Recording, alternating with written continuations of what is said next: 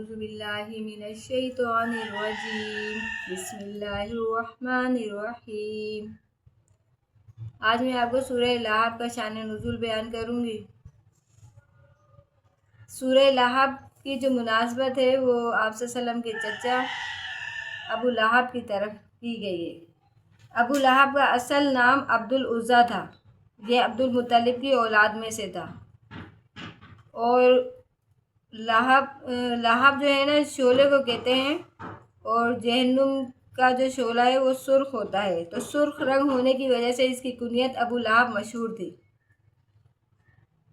اب اس کا شان نزول یہ ہے کہ نبی صحیحین میں ہے کہ جب نبی کریم صلی اللہ علیہ وسلم پر یہ آیت وَأَنذِرْ عَشِيرَتَكَ الْأَقْرَبِينَ نازل ہوئی تو آپ صلی اللہ علیہ وسلم کوہ صفا پر چڑھ گئے اور قبیلہ قریش کے لوگوں کو آواز دی، یا صباحو کہہ کر، یا پھر یا بنی عبد المناف یا بنی عبد المطلب وغیرہ ناموں کے ساتھ آواز دی۔ اس طرح آواز دینا عرب میں خطرے کی علامت سمجھا جاتا تھا۔ جب سب قریش جمع ہو گئے تو نبی کریم صلی اللہ علیہ وسلم نے فرمایا کہ اگر میں تمہیں یہ خبر دوں کہ دشمن تم پر چڑھ آیا ہے اور صبح شام میں تم پر ٹوٹ پڑنے والا ہے تو کیا تم لوگ میری تصدیق کرو گے؟ تو سب لوگوں نے یک زبان ہو کر کہا کہ ہاں، ہم ضرور تصدیق کریں گے۔ پھر آپ صلی اللہ علیہ وسلم نے فرمایا کہ میں تمہیں ڈراتا ہوں ایک شدید عذاب سے جو شرک اور کفر پر اللہ پاک کی طرف سے مقرر ہے۔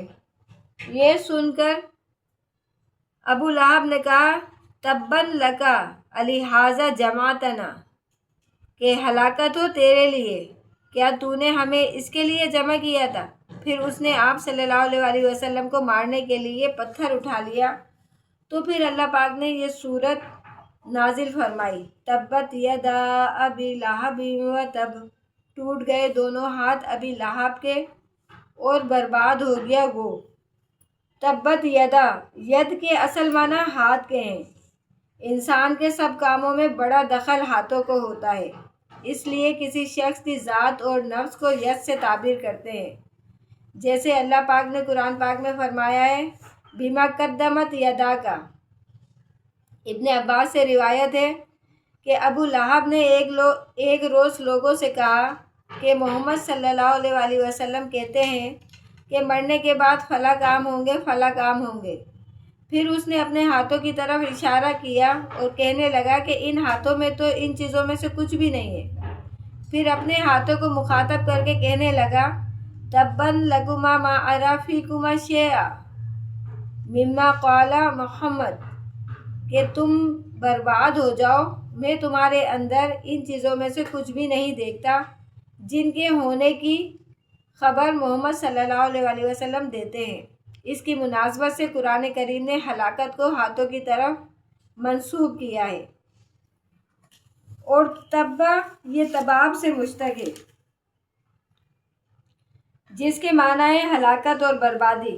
گویا اس آیت میں پہلا لفظ تبت یدا ابی لہب یہ بطور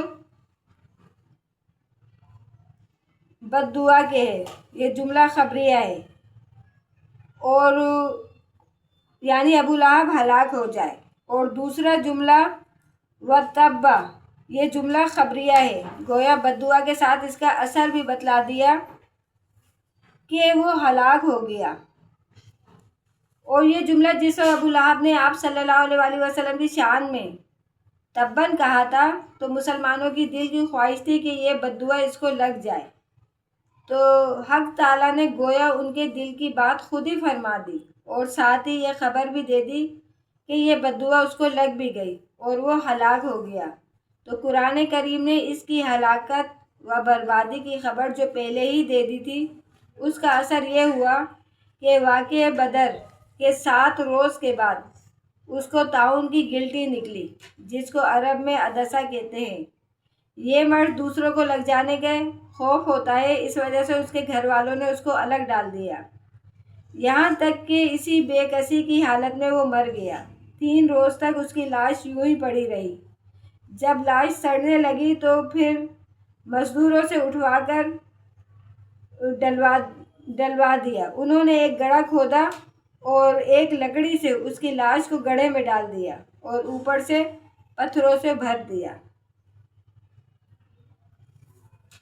اگر آپ کو ویڈیو پسند آئی ہے تو اس کو لائک اور سبسکرائب ضرور کریں۔ جزاکم اللہ خیرا کثیرا۔